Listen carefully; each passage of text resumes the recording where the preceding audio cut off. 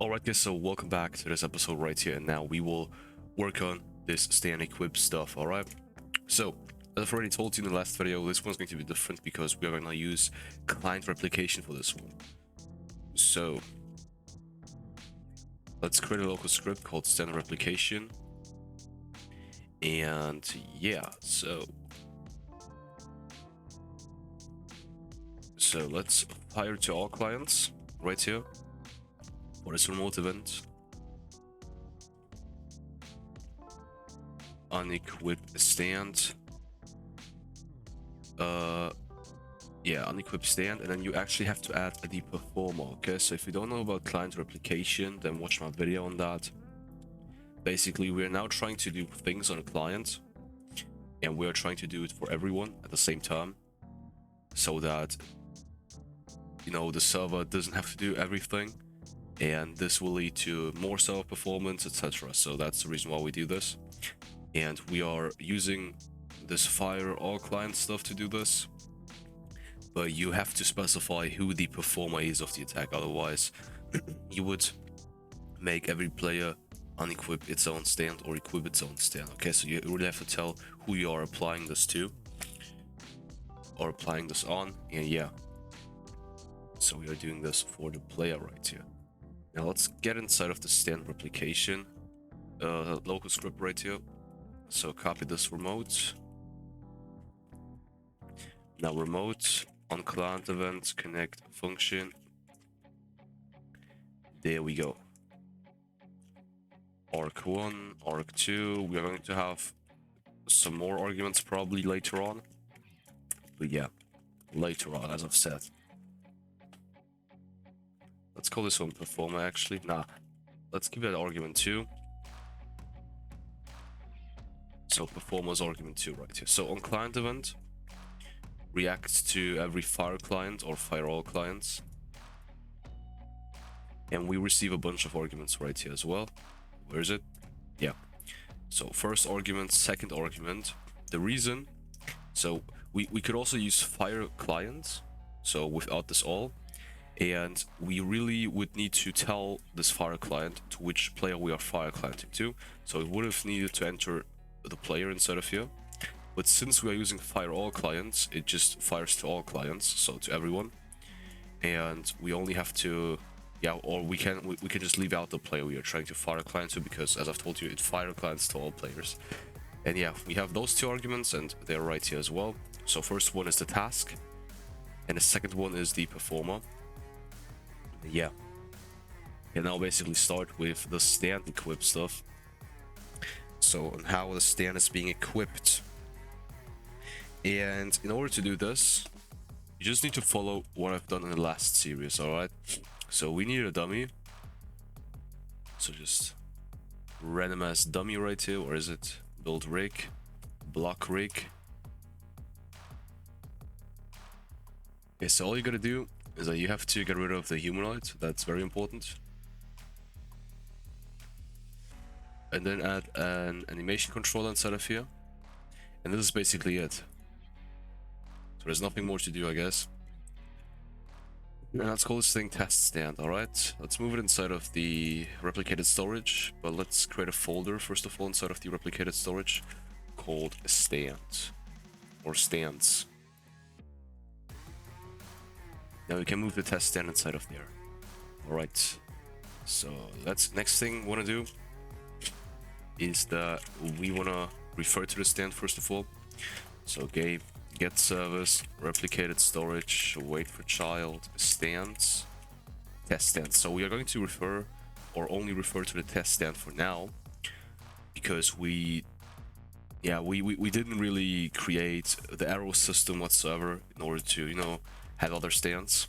So I just want to get this test stand to work first of all before I move on with other stands. So test stand.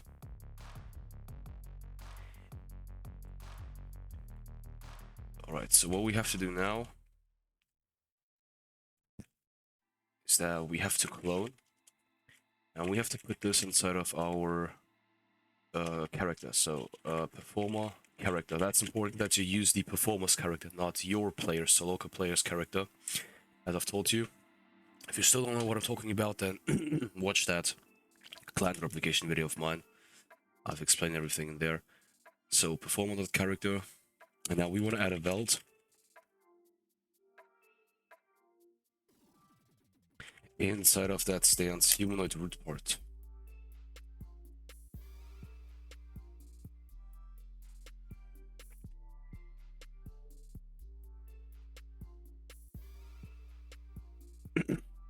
So what the welt does is that it welts the stand onto our character actually. And yeah, so to our human root port to be exact.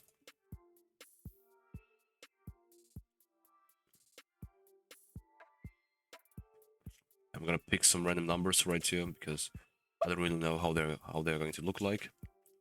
But depending on how it looks like, I can tell how I have to change them. Humanoid root port is not a valid member of players. I forgot to do that character. There we go.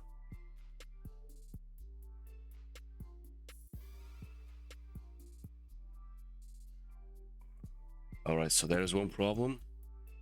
This still seems to be anchored somewhere. So does have a collision? Make sure it is not anchored, and also turn masters to true.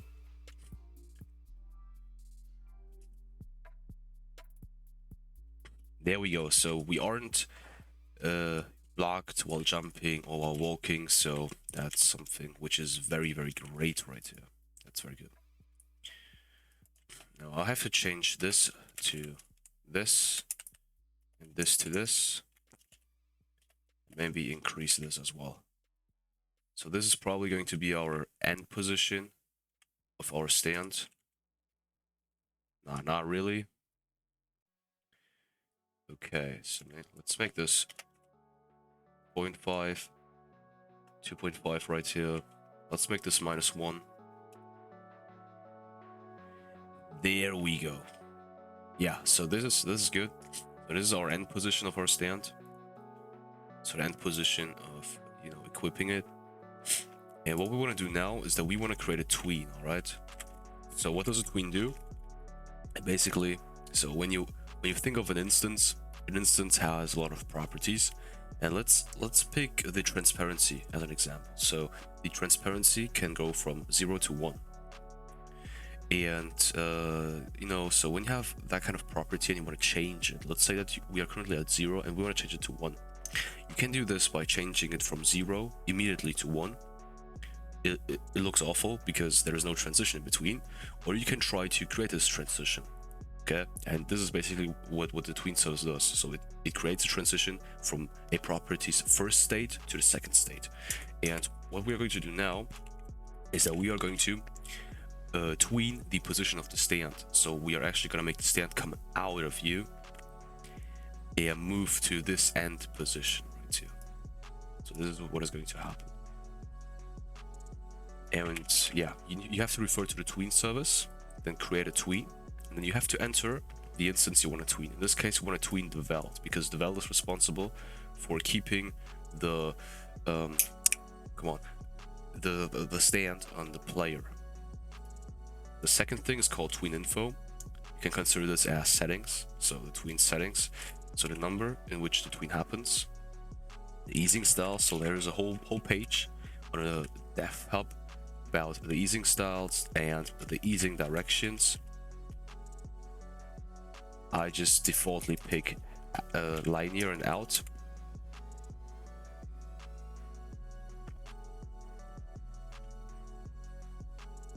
Yeah. So let's change this to 0. And let's make this play right here. All right. One more thing. Let's make the stand right here also turn transparent once it has been equipped. So in order to do this, we have to make sure that, don't use get children, use get descendants.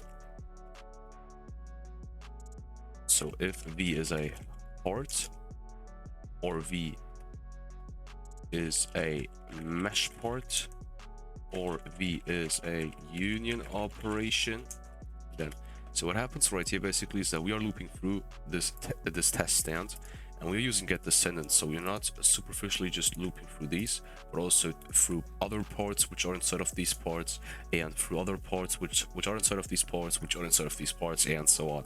So if the port we are currently at is a port, a mesh port, or a union operation, then we want it to be transparent. Yeah, not invisible, I'm sorry.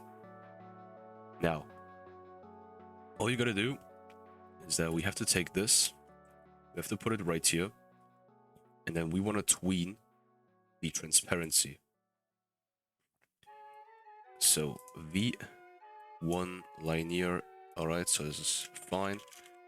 And then transparency equals 0. There's just one more thing. You have to make sure that the name of this instance is not humanoid root part, because the humanoid root part always stays invisible. And yeah, that's it. So let's take a look at it. Let's hope that this works. C-frame. Yeah, alright. So the problem is that the property's name is not C-frame, but C1. Sorry for that.